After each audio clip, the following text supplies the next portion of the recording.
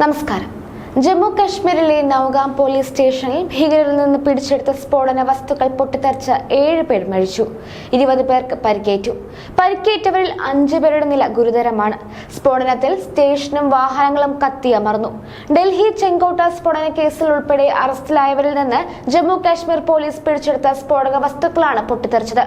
ഇവ പരിശോധിക്കുന്നതിനിടെ ഇവ പൊട്ടിത്തെറിക്കുകയായിരുന്നുവെന്നാണ് നിഗമനം. അതിനിടെ അട്ടിമറി സാധ്യതയും പരിശോധിക്കുന്നുണ്ട്.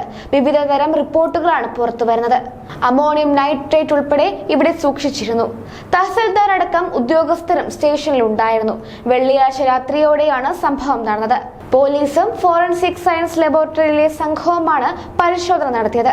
സ്ഫോടനത്തിൽ സമീപത്തുള്ള കെട്ടിടങ്ങൾക്കും സാരമായ കേടുപാടുകൾ സംഭവിച്ചിട്ടുണ്ട്.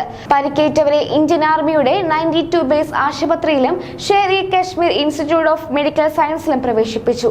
ജമ്മു കാശ്മീരിലെ നൗഗാം പോലീസ് സ്റ്റേഷനിലെ സ്ഫോടനത്തിൽ മരണസംഖ്യ ഉയരാൻ സാധ്യതയുണ്ടെന്നാണ് ഉദ്യോഗസ്ഥർ പറയുന്നത്. വൈറ്റ് കോളർ തീവ്രവാദ മൊഡ്യൂൾ കേസിലെ അന്വേഷണത്തിനിടെ ഹരിയാനയിലെ ഹരീദാബാദിലെ ഒരു ഡോക്ടറുടെ വാടക വീട്ടിൽ നിന്നും പിടിച്ചെടുത്ത ammonium nitrate, potassium nitrate, sulphur തുടങ്ങിയ രാസവസ്തുക്കളാണ് ഇവിടെ ഉണ്ടായിരുന്നത്. പിടിച്ചെടുത്ത 360 കിലോഗ്രാം സ്ഫോടക വസ്തുക്കളിൽ ഭൂരിഭാഗവും ഈ പോലീസ് സ്റ്റേഷനിലാണ് സൂക്ഷിച്ചിരുന്നത്. വൻ സ്ഫോടനമാണ് ഉണ്ടായതെന്നാണ് റിപ്പോർട്ടുകൾ. സംഭവസ്ഥലത്ത് നിന്ന് 300 അടി അകലെ വരെ ശരീരഭാഗങ്ങൾ കണ്ടെത്തി. മജിസ്ട്രേറ്റിന്റെ സാന്നിധ്യത്തിൽ അമോണിയം നൈട്രേറ്റ് സീൽ ചെയ്യുന്നതിനിടെ തീ പിടിച്ചതാകാമെന്നാണ് പ്രാഥമിക നിഗമനം. പോലീസ് സ്റ്റേഷൻ വളപ്പിൽ നിർത്തിയിട്ടിരുന്ന ഒരു കാറിൽ IED ഘടിപ്പിച്ച് സ്ഫോടനം നടത്തിയതാകാനുള്ള സാധ്യത തള്ളിക്കളഞ്ഞിട്ടില്ല. ജെയ്ഷെ ഇ മുഹമ്മദിന്റെ നേതൃ സംഘടനയായ PIFF ആക്രമണത്തിന്റെ ഉത്തരവാദിത്തം ഏറ്റെടുത്തുവെന്ന് സ്ഥിരീകരിക്കാത്ത റിപ്പോർട്ടുകളുമുണ്ട്. ഏതായാലും വിശദാന്വേഷണം നടക്കും.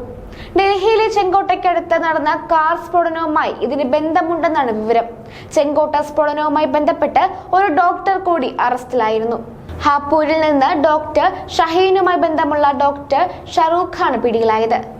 അൽഫല സർവകലാശാലയിലെ 4 പേരും പിടിയിലായിട്ടുണ്ട്. ഹാപ്പൂരിലും നൂഹുവിലും പരിശോധന തുടരുകയാണ്. തുർക്കിയിൽ പോയ ഡോക്ടർക്കായും അന്വേഷണം ഊർജിതമാക്കിയിരിക്കുകയാണ്. ഡോക്ടർ ഷഹീൻ സയ്യിദ് ജെയ്ഷെ ഇ മുഹമ്മദ് ഭീകര സംഘടനയിലെ ഉന്നതരുമായി ബന്ധപ്പെട്ടിരുന്നതായി അന്വേഷണ ഏജൻസികൾ കണ്ടെത്തിയിരുന്നു.